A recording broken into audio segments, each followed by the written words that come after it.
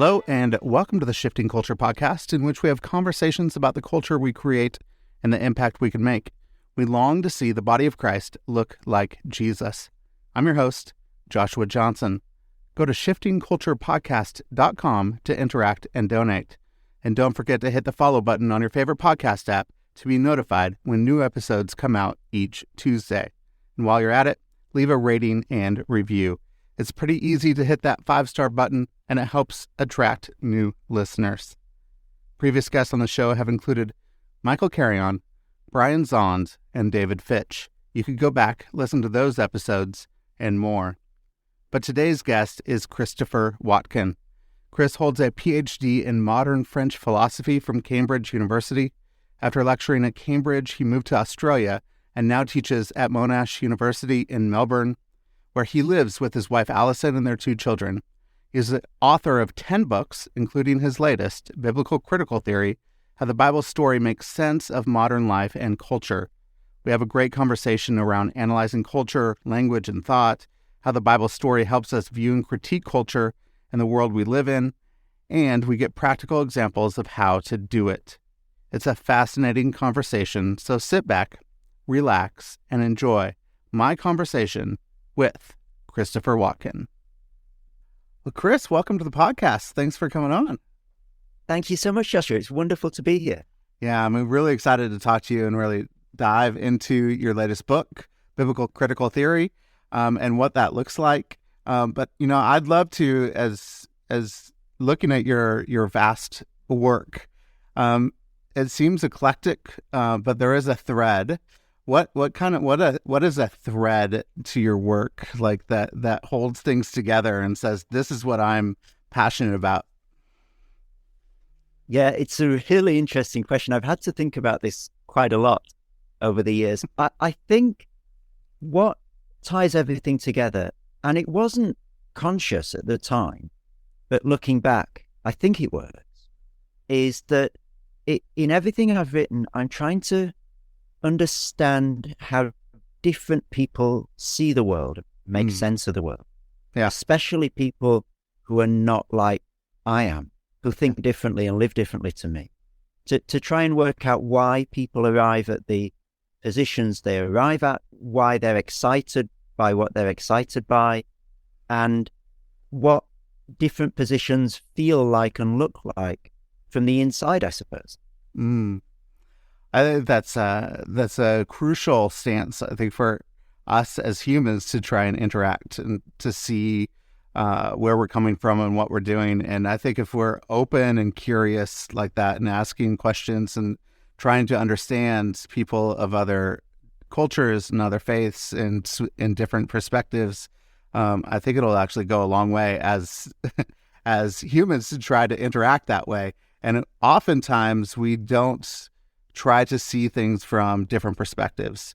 One of the things is, as you entered into French and learning French, and then East European philosophy and modern thought and all of this, what was something that was a surprising thing of learning another language and started to think in a different language, in French? Did it change your perspective and the way that you started to think about things? I think the short answer is yes. Let me try and dig around in my mind for an example of that. There's this wonderful term, slightly clumsy, but really helpful in language learning, called lingua cultures. And it's the idea that every language isn't just sort of a neutral set of words for describing the world, but it brings its own culture with it and reflects its own culture. And you can't learn a language without inhabiting a culture if you're going to learn it properly. Yeah. And I think that's right.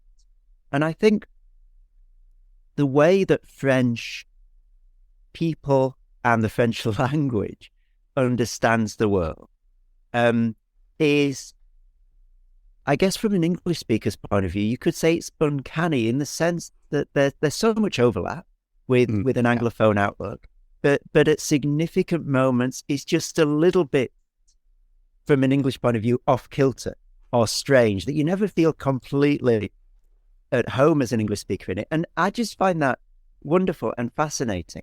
The French have this idea about their own language traditionally, that it's Cartesian, that it's clear and distinct ideas. And I remember it being explained to me in terms of the difference between Shakespeare and the French playwright Racine. So, Shakespeare has this amazing vocabulary. I don't know how many words he has, but it's absolutely huge. And Racine is very clipped and precise. He's got a very few words, but he makes them really, really count. And there's a difference there in the way that poetry and culture see themselves inhabiting the world. That you could write a whole dissertation on if you wanted to dig into that. And look, if that's true for English and French, and within English and French, you've got dialects, and there's Canadian English, US English, lots of US Englishes, lots of UK Englishes. So you can do this within languages as well. And if that's true for cultures that share so much of their heritage, and how much more is that the case for cultures that are more distant in terms of the ideas and the heritage that they share? Yeah, that's true. I mean, my wife grew up on the eastern side of the U.S., more in the South, Southern culture. I grew up in the Pacific Northwest in the Seattle area.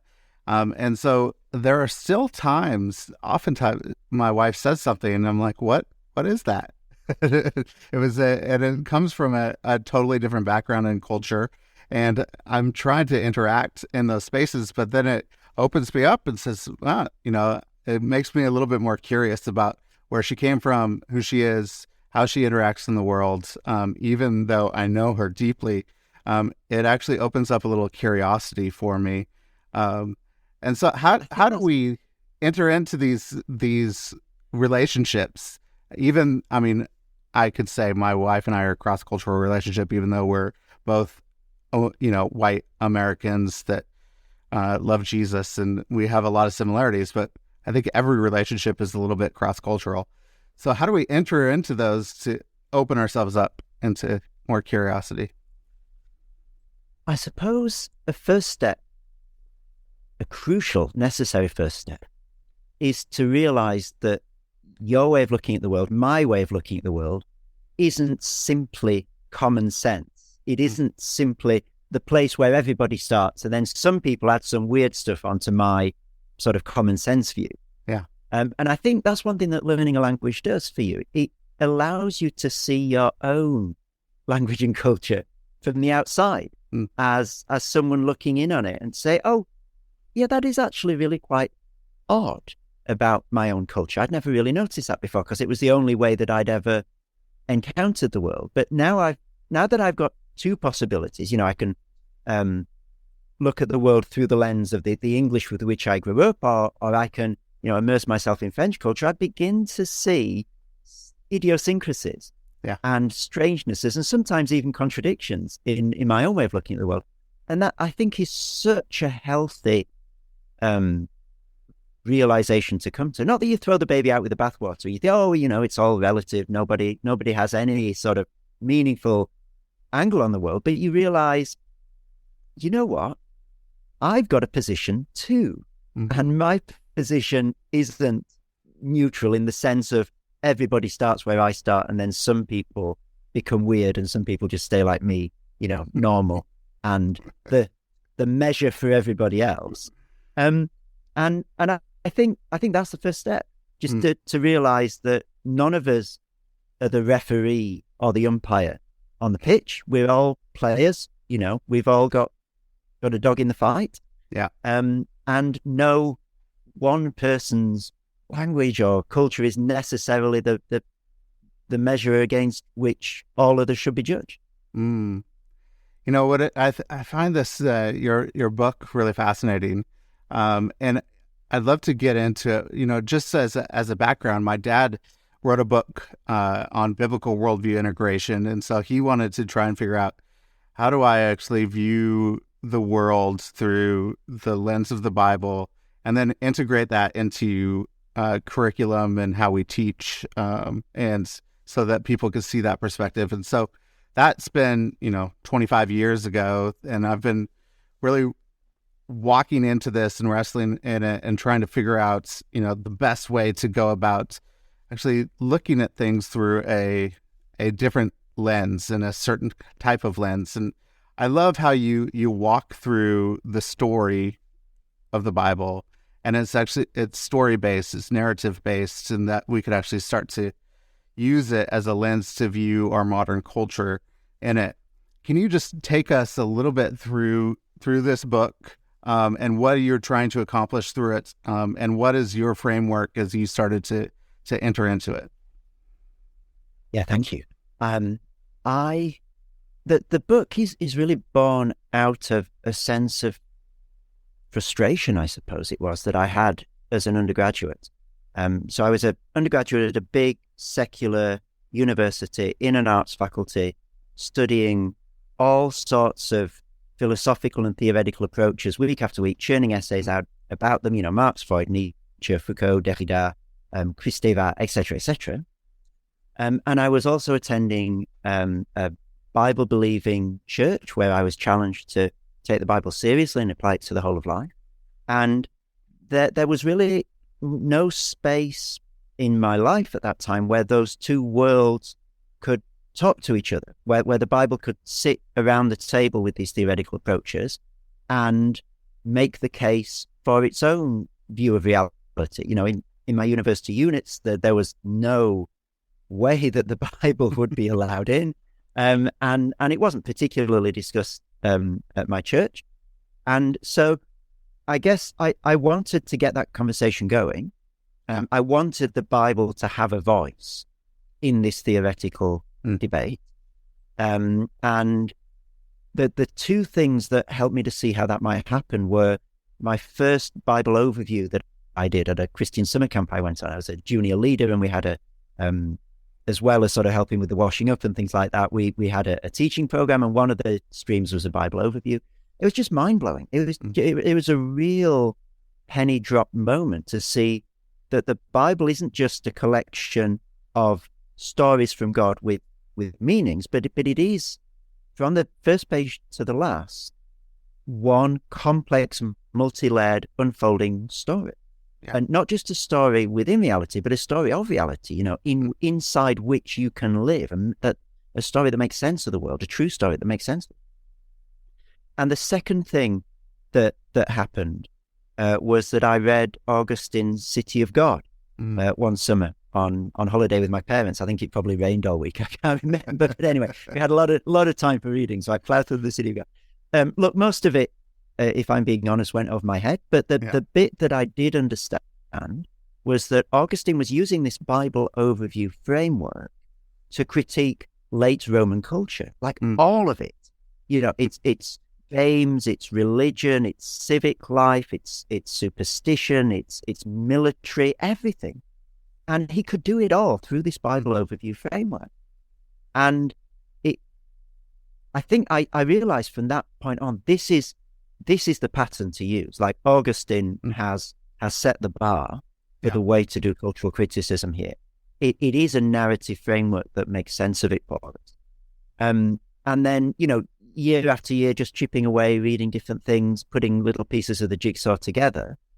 Over time, I sort of built up this framework for trying to understand modern and contemporary Western culture in a way analogous to the way in which Augustine tries to grapple with late Roman culture.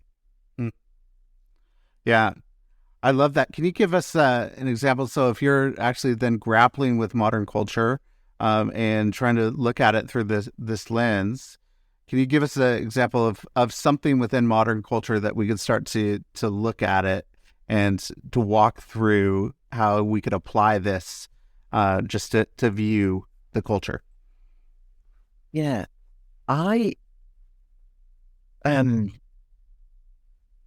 think there's a great pathos, a great sadness, almost a tragedy, I suppose, in the way that modern culture thinks about human beings. And I think a way to get a handle on it is through the idea of the image of God in Genesis chapter 1. And the wonderful thing about the image of God motif is that it does two things really, really well.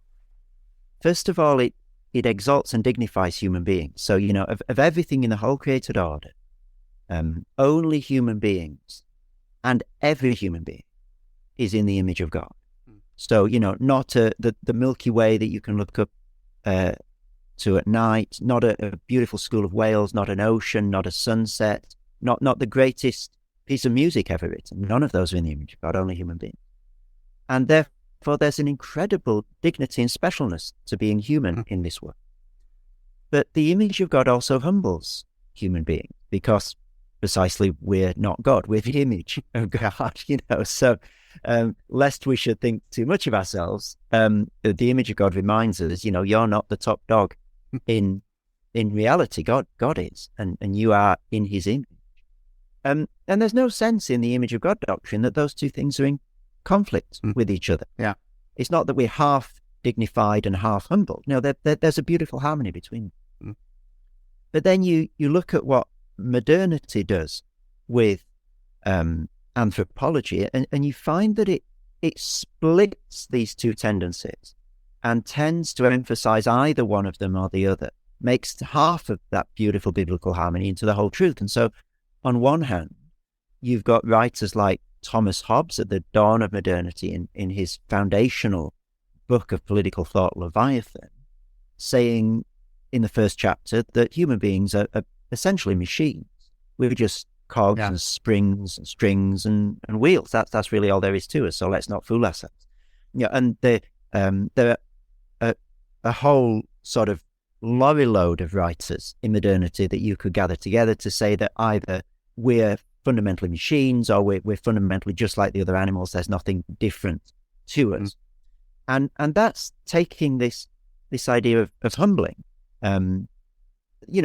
Human beings are in Genesis 1 made on the same day as the other animals. There's some truth somewhere in that idea, but it's been distorted and twisted and blown out of all proportion and dismembered from its twin truth of human dignity. And so modernity does that on one side.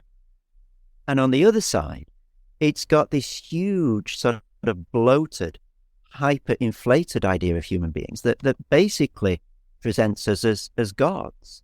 And John Milbank is really good on this in the early chapters of Theology and Social Theory. He shows how the idea of the voluntarist God in theological history, this idea of a God whose will is unchallengeable. And voluntarism can get really extreme about this. So, for example, if God wants 2 and 2 to make 11, he can. Because the laws of logic are no impediment. Like that sort of will, that level of untrammeled will. He shows how modernity takes that idea from God and actually uses that as a pattern for human will and tries to think of human beings as beings who can remake reality in our own image, whose wills conquer everything, who can decide for ourselves what is good and evil in the same way that God does, and for that to be valid, who can decide our reality, who can decide our identity, and on and on and on. And how that is a modern anthropology. And so in modernity, you've got these two incompatible extreme ideas of what a human being is. And the modern world sort of says to us, you're a machine. Oh, and by the way, you're also a god. Now go and live your life. And that is psychologically incredibly burdensome. You can begin to understand why it is so hard psychologically to live in modernity and to make sense of ourselves in modernity. If the message we're given is, you're no different to the computer sitting in front of you fundamentally in the way that you were, you're just more complex than that. Oh, and also you're a voluntary god. And the idea that can be an easy position to inhabit is just ridiculous. That is incredibly hard, incredibly stressful to live in. And so the way that you read that from a biblical point of view, or the word that I use in the book, the way that you diagonalize that opposition is to say there's a tiny bit of distorted and twisted truth in both of those positions, but the problem is that they've cut it off from the rest of the biblical truth. The beautiful thing about the Bible is that all the truths exist in an ecosystem with each other, in sort of a perfect harmony, perfect sort of way of coexisting, if you like. And what modernity does, again and again, is it takes little scraps of biblical truth, blows them up to be the whole truth, twists them, cuts them off from all the other biblical truths, and expects that to work in terms of a valid way of living in the world.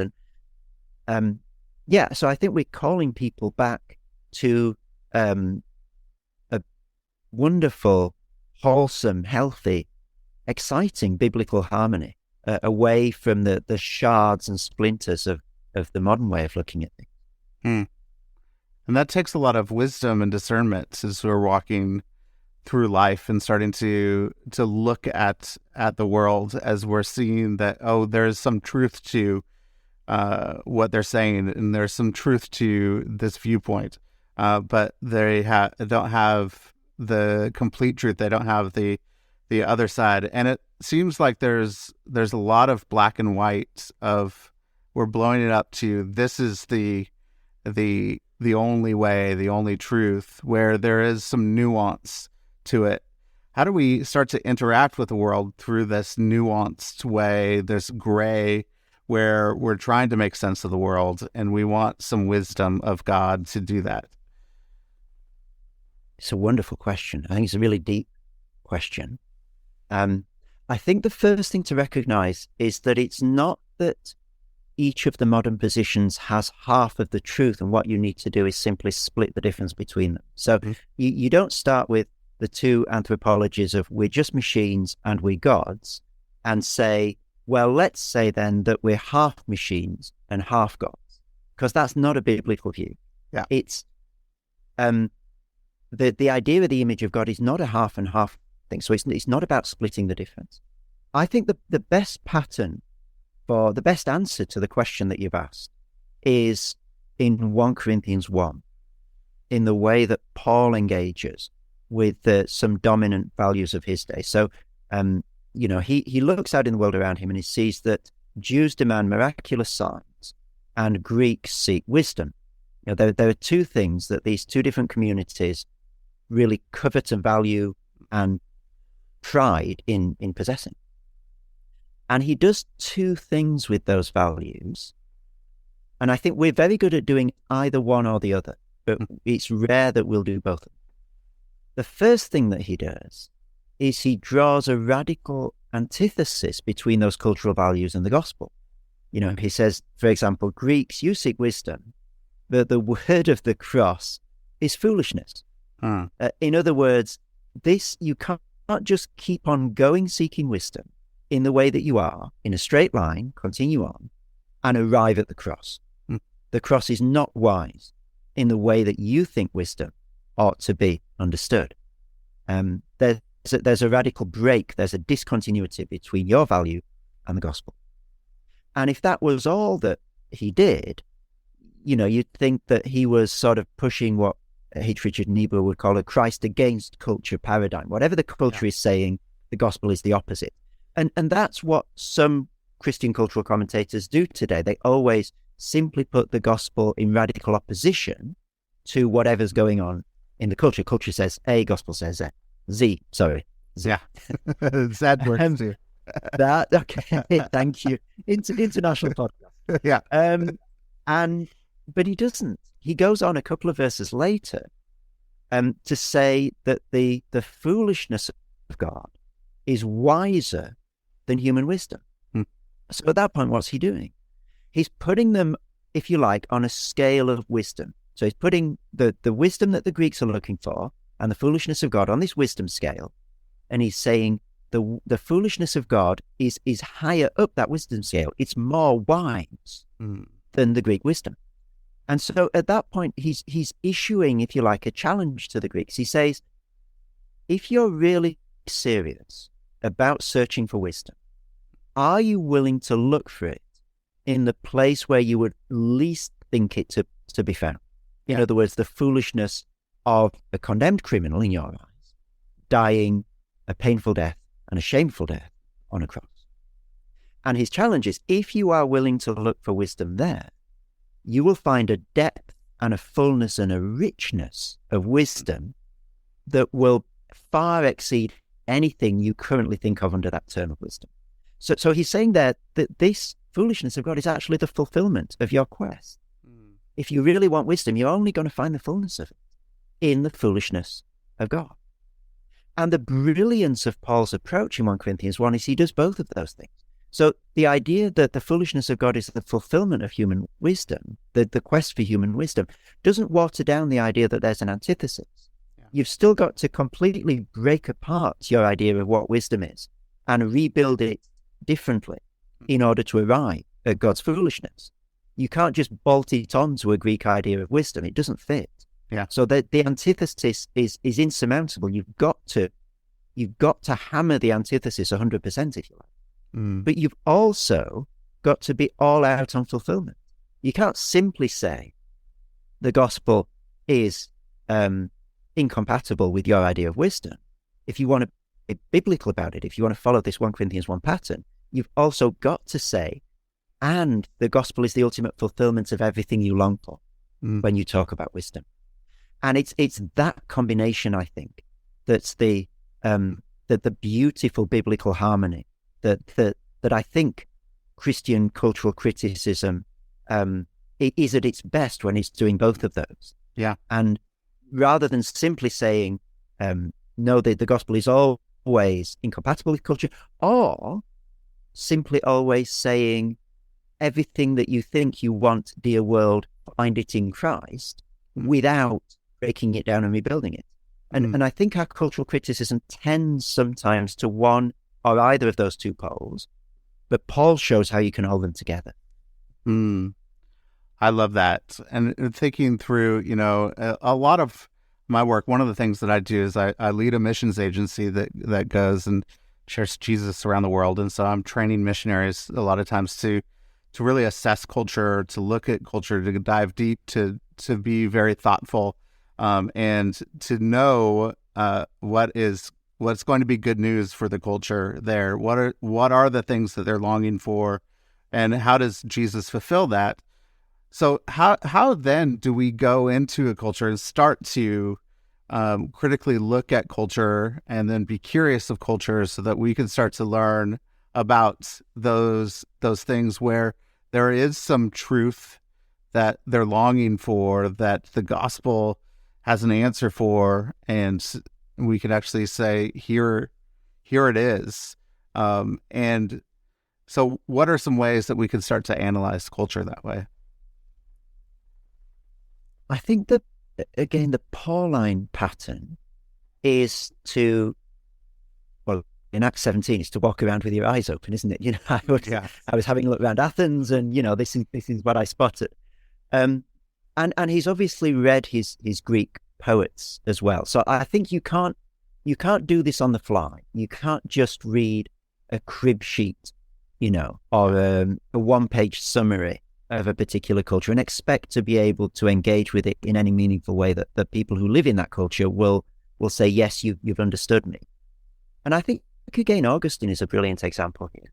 So he's a consummate insider to late Roman culture.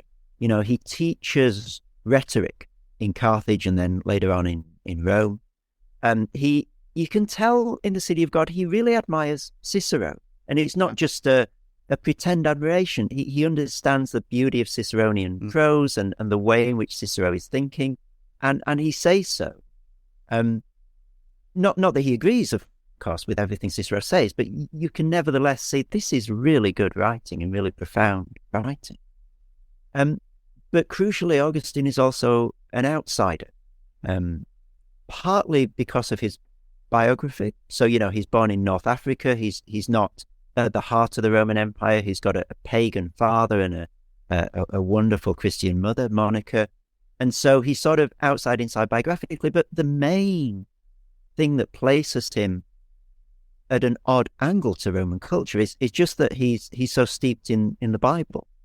And he sees things through biblical lenses, not through Roman lenses. And it's that wonderful combination of being an insider and an outsider at the same time that allows him to be such an incisive cultural critic, I think. And I guess then that's something that it's good for us to try to aim for in our own cultural critique. To be an insider to the point of view where you can see why, the modern equivalent of Cicero sparkles to Romans, why they think Cicero not only is speaking truthfully, but is speaking brilliantly. You can see why people get excited about the bits of culture they get excited about. And you can explain that in a way that those people who are within that culture will say, yes, you've understood it. Those are the words that I would use to describe it. You get me. But you've also got to have the equally important element of being an outsider. Yeah. And being able to look at it with the eyes of not someone who's completely steeped in it, but almost, an anthropologist studying it from the outside, coming to a foreign culture with a notebook and noting all its oddities and its quirky weirdnesses. And I think if we can do that, which I think is what Paul is doing in Athens and what Augustine is doing with Roman culture, then we'll be in a great position to speak a word to the culture that can be heard, but that's also surprising and different, and is not just sort of polishing a mirror to reflect the culture back to itself. Yeah, I think that's a crucial point, to be an insider and an outsider, to be able to go in to know the culture well. There's a lot of, I'll go into an American perspective. There's encampments of the church that are just opposed to culture. They don't want to be insiders of culture, and to be able to speak that language. They want to just stay opposed to the culture and not speak the language, to actually when people, and some people are so much insiders that they aren't really that much of an outsider at all and don't see much critically.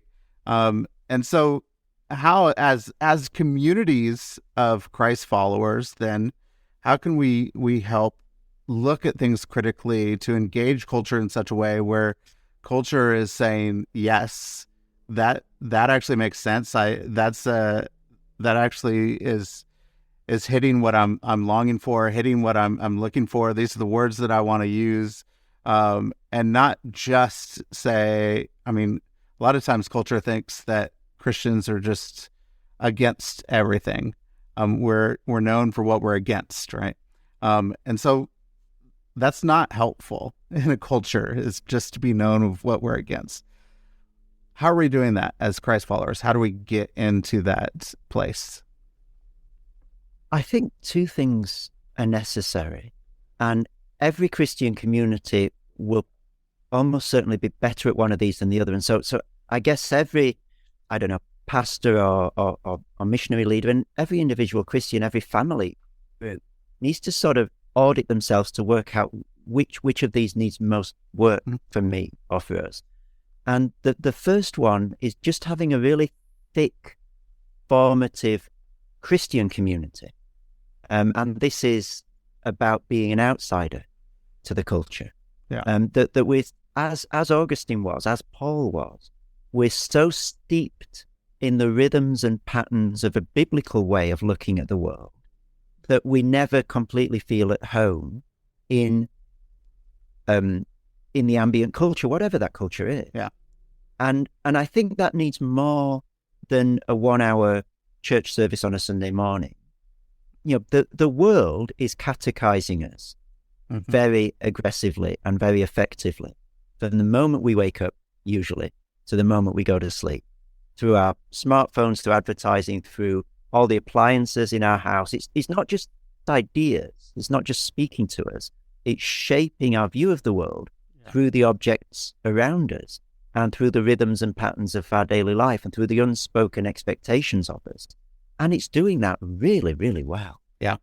And so in order to be able to get an angle on that, that's not just accepting all of that unthinkingly, you need a really rich Christian community that's functioning not just on the level of ideas, but of habits and behaviors, that's deeply forming Christians to be able to inhabit this biblical story.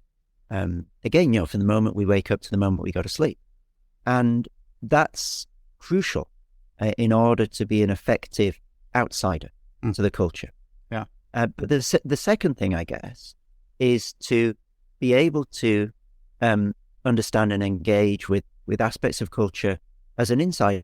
And And I think this will be different for every community.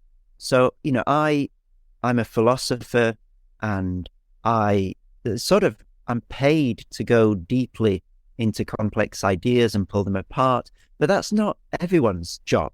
Yeah. Paul has this wonderful image of the Church of Christ as a body, and academics are probably a toenail somewhere down the bottom.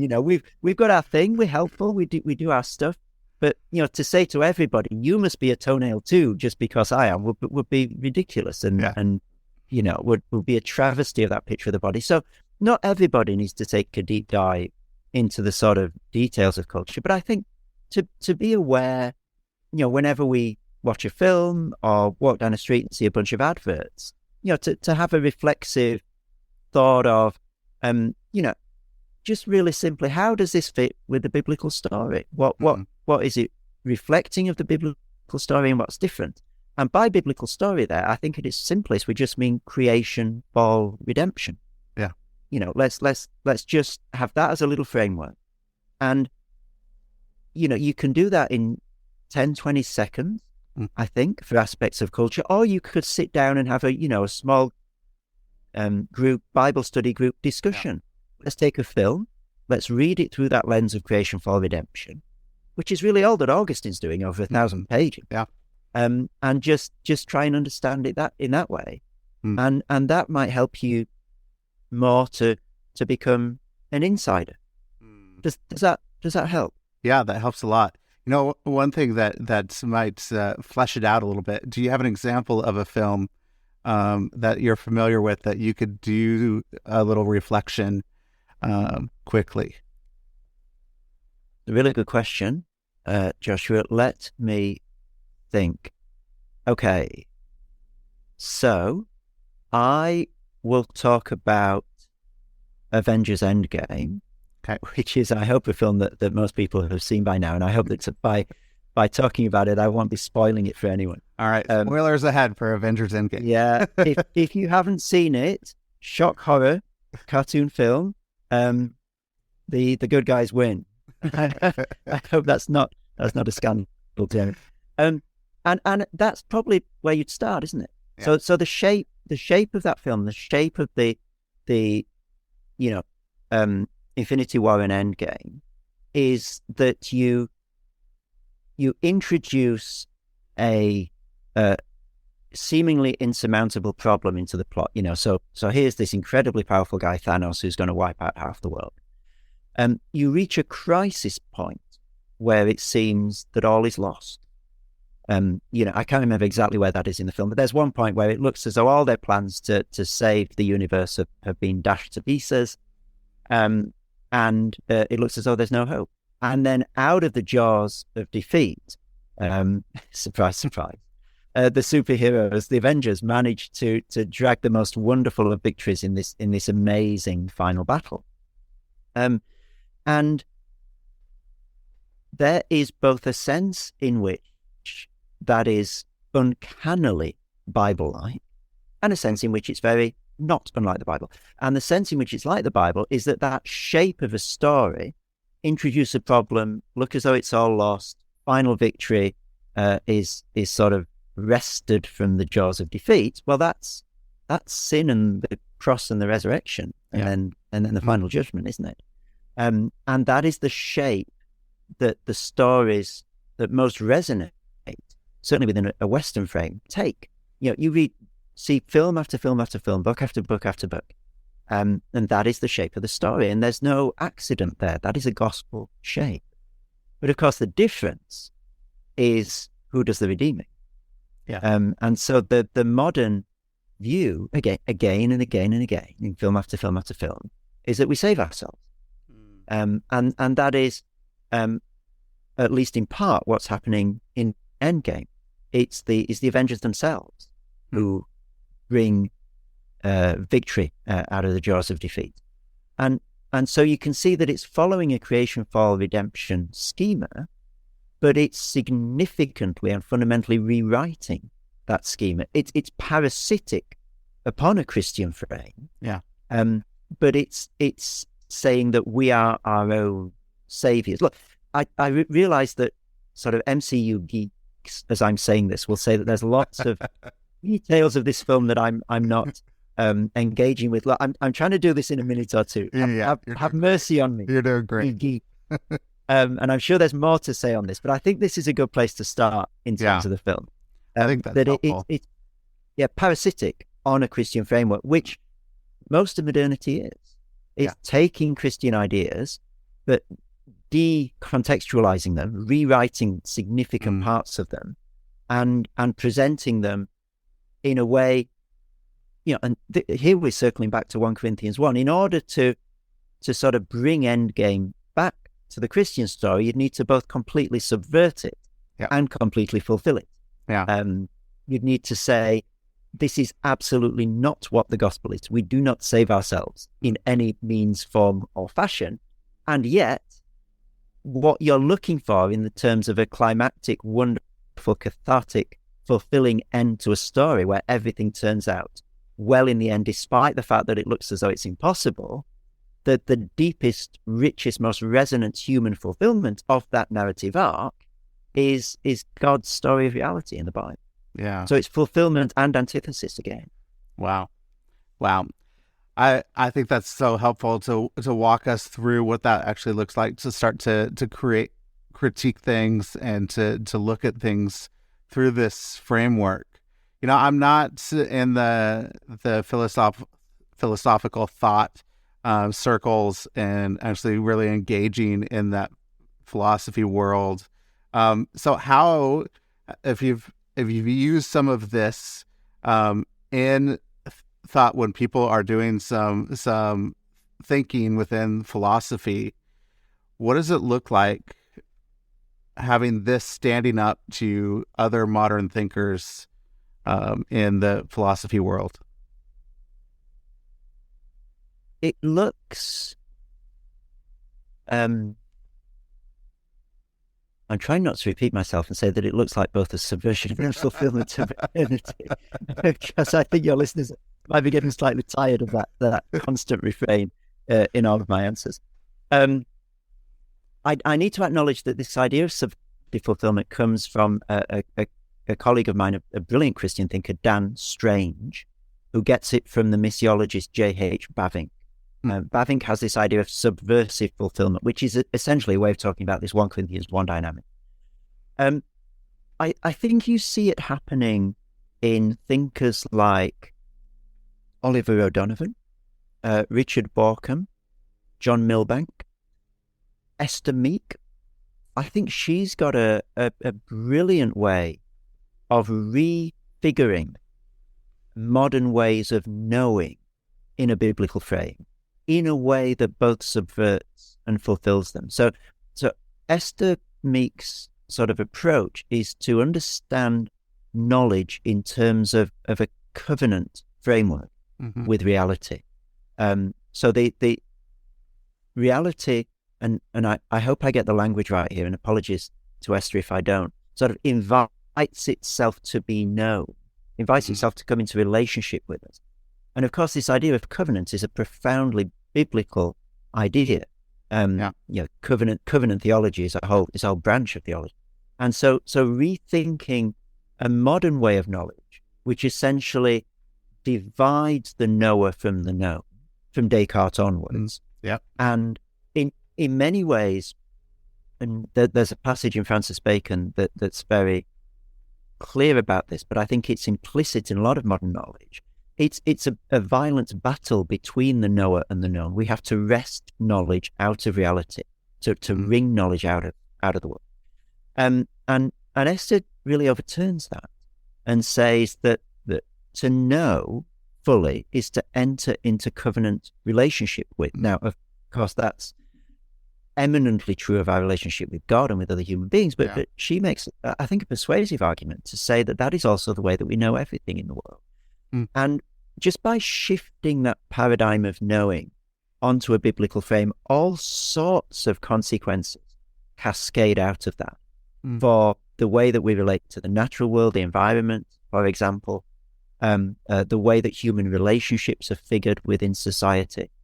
And it's not that modernity is simply subverted.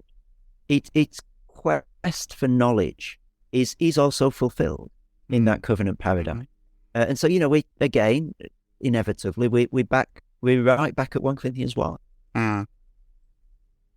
Yeah, I think that's helpful. That actually brings us into this place where we're not just servants to our iPhones, and so we could Google everything and we have knowledge about something, right? I could get facts, but it actually brings us into, what brain scientists talk about as our autobiographical memory, of the things that can actually project into the future, is that when we actually know something and we are covenantly known, we actually enter into that story of knowledge, where then we can project ourselves into the future of it, as opposed to facts and figures, which actually we can't project into the future of facts and figures.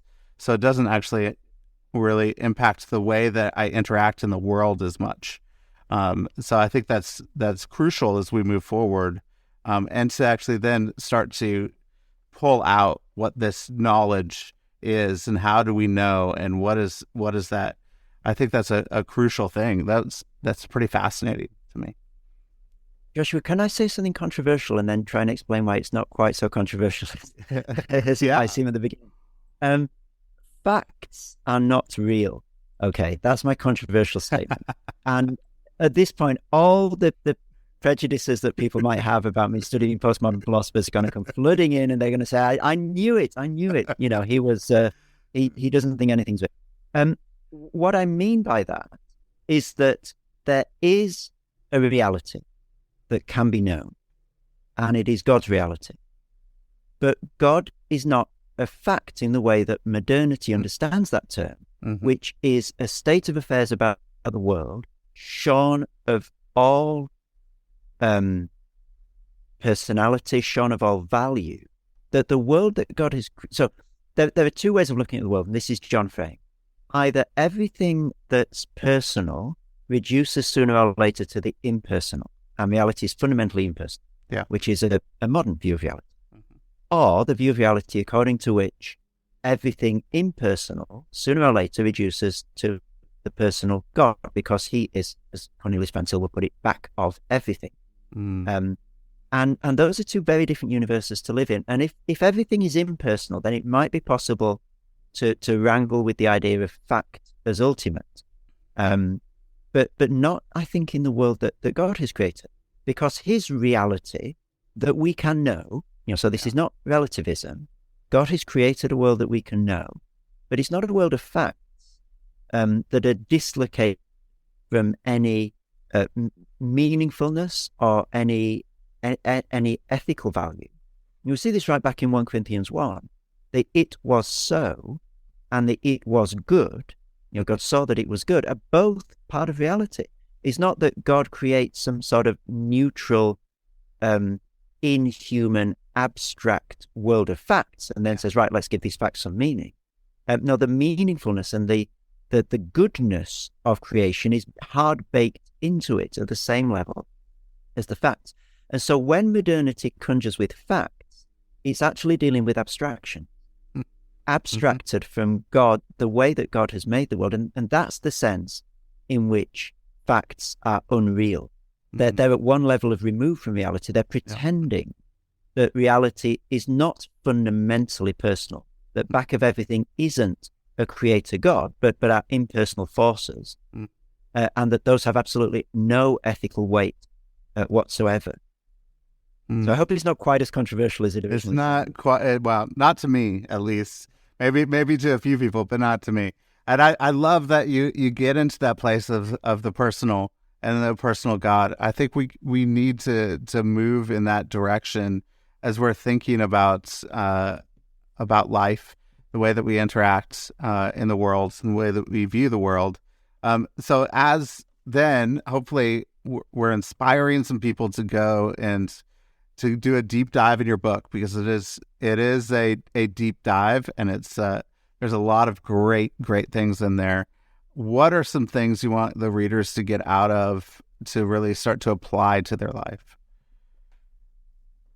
I don't want to prescribe what readers will get out of it. I think there are a lot of different things that people could potentially find in the book, and God's Spirit works in different ways in different people. But perhaps just a handful of things that some readers, by God's grace, might find in there are a way of being on the front foot in public debate about the questions that really matter from a Christian point of view. So it often feels, doesn't it, living as a Christian today, is that the only time that Christians ever appear in the news media is to be beaten over the head with a stick about something that we believe or something that we've done. And, sometimes that's right. Christians have behaved abominably. Some Christians have behaved abominably in recent years. And when they do that, it's true, it's right and proper that be called out. So I'm not criticizing that. But I think there's also something that's missed from the public debate when the Christian voice is frozen out on the prejudice that it's got nothing to add, that it's simply a regressive, reactionary, hurtful, damaging voice. Because the Bible does have surprising, constructive, subversively fulfilling perspectives to bring to a lot of the debates that we're struggling with as a whole society today. And if that voice is lost from the conversation, then I think the whole society loses something, not just Christians. And so I hope that the book might help people to find a way of sort of situating ourselves in the world and a vocabulary to use to be, humbly but confidently on the front foot in public, and not simply always reacting to attacks on Christianity. I hope it might help some people perhaps who are in the situation that I was as an undergraduate, living in these two different worlds, your studies in the arts faculty with all these theoretical positions, and then, your Bible teaching churches, to find a way to bring the Bible to that table, to that theoretical conversation, and to let the Bible speak into and reconfigure and critique those theoretical positions. And I guess I just hope that the book might encourage Christians who do have a heart for culture to press more deeply into the Bible in order to be better cultural critics. I think sometimes there's an unspoken assumption that the best cultural criticism sort of hovers 30,000 feet above the biblical texts and sort of wrangles with theoretical and philosophical and even theological concepts, but doesn't actually dig into the scriptures. And I think Augustine puts a bomb under that paradigm and says, no, the best cultural criticism, and I think Augustine's City of God is the best cultural criticism that Christians have produced in 2,000 years, presses deeper and deeper and deeper into the Bible. Yeah. Both the overall shape of the Bible, creation, fall, redemption, but also individual passages as well. And if Christians can get a taste and an excitement for leaning into the Bible as a means to do cultural criticism better, then that would be wonderful. Yeah. That's great. There's a couple questions I have here at the end. One, if you could go back to your 21-year-old self, what advice would you give? I think I would say keep mistrusting yourself and trusting God, and be patient. So I think at 21, I had very little sense of the things that I now articulate in the book, but I'd listened, I think by that point, to an incredibly helpful talk by Nicholas Walterstorff that's floating around somewhere on the Biola website, I think, where he said, Christian academics, don't try to reinvent your discipline overnight. You're not going to be an Alvin Plantinga in the first year of your PhD. He said, hang in there. There's some questions that you won't be able to answer. That's okay. Give it time. Learn your discipline and learn the Bible and be patient about it. And that's just been incredibly helpful for me over the years. So I'd say to my 21-year-old self, watch the Walterstorff video, learn from his wisdom, take your time. You won't be able to do everything tomorrow. That's good. Anything you've been reading or watching lately you could recommend? Yes, certainly. How long have we got? There's a brilliant book by Chatro and Allen that's coming out soon called The Augustine Way. that I had the privilege of reading recently to provide an endorsement. That's just really, really helpful. Showing how Augustine provides a paradigm for contemporary cultural criticism. Just finished a really interesting collection of essays called, now let me get this right.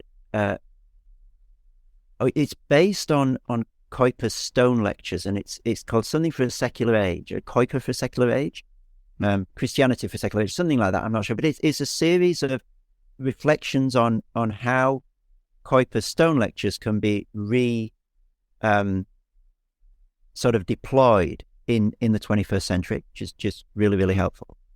And I'm reading some Van Til at the moment, and just coming to him. It's a while since I've read Van Til, and I'm just finding really refreshing the way that he approaches modern culture with a set of really crisp concepts that help to make things visible in the way that modernity operates, that you wouldn't necessarily notice if he hadn't come up with these concepts. Principle of continuity, principle of discontinuity, that sort of thing. He's just a very incisive thinker. He's one of those thinkers that you don't have to agree with everything he says in order to get a lot out of his method and his approach, which I'm finding at the moment. That's great. Where can people connect with you and your work and get your latest book and your other works? Yeah, I've got a bunch of Christian resources on the site thinkingthroughthebible.com, all one word, and people might find some helpful things there. You can find me on Twitter at Dr. Dr. Chris Watkin, and the book. There have been supply chain issues. I think the book is quite hard to get as we're recording this at the moment. The publishers tell me the Westminster bookstore is the best place to place an order right at the moment. Okay. But I believe that it's coming back on Amazon within a few days. That's what I've been told anyway. All right. That's great. Well, hopefully it will be available and readily available so people run out and go get that. So, Chris, I just thank you very much for this conversation. It was enlightening.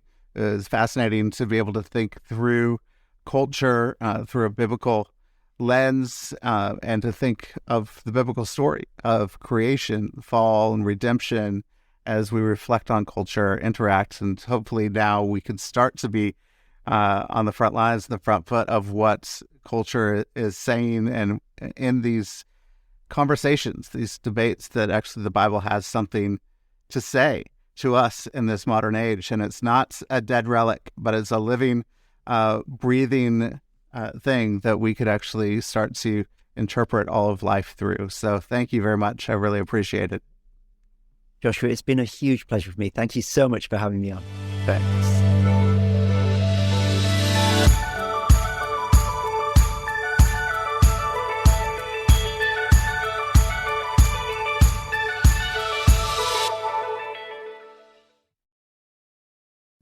Thank you for listening to the show today. If you're really enjoying the show, please don't forget to hit the follow button on your favorite podcast app. You could do it right now. Just hit that little plus.